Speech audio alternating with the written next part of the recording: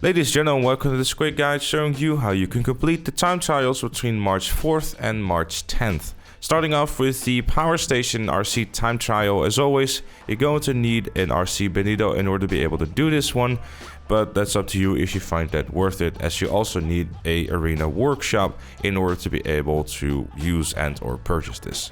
Now, the time trial itself can be a little bit of a headache in terms of like how tight most of the corners and the alleyways are that you have to go through, so do keep that in mind. Bumping into anything with your RC Bonito will result into this thing completely flipping out because it's so light.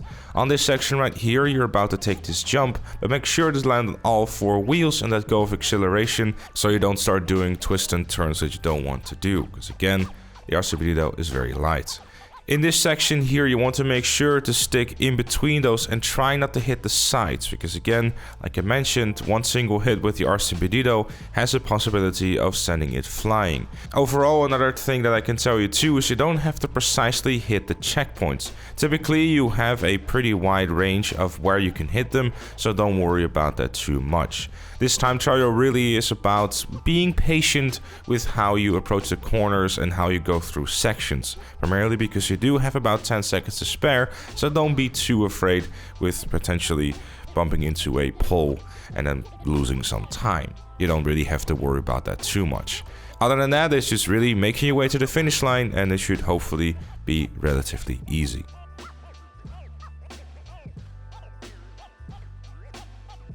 Moving on to the regular time trial. For this one, as always, we're going to be using a Baddie 801, as it's a very good idea to use a bike instead of this one. However, you could also decide to use a car instead if you want to, because it might even be easier to do it in that, primarily because of traffic and not having to deal with potentially falling off your bike, and being able to also still maneuver through traffic easily while also having a more consistent top speed. Obviously, you want to be using something like a Pariah, the Vesti 8, or any sort of high top speed super and or sports car. The time trial itself won't require you to have the fastest car. As long as it's upgraded and it does relatively high top speed, you should be totally fine. In the example I'm showing, I am using a Baddie 801 because it's a very cheap bike, and I'm primarily trying to focus these things on some newer players with less money too.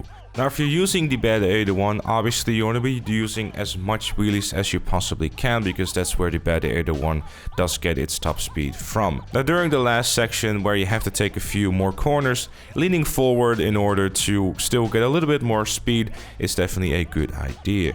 Now, once you reach the point where you have to drop down to the finish line, you want to let go of acceleration and make sure that you land on your back wheel.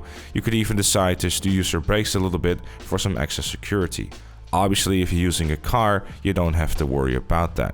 If you were to fall off your bike, don't worry, no need to reset immediately. Typically, you have enough time to get back on and be fine still. The time trial itself is definitely on the easier side of things, so you shouldn't have too much of a difficult time. But with all that said and with all that done, that was it for this one. Thank you so very much for watching. Leave a like if you enjoyed, subscribe for more, and if you really like what you see on the channel, consider becoming a member. Like Chloe, Robert, No Loco Bra Link, and Dr. Strange Love.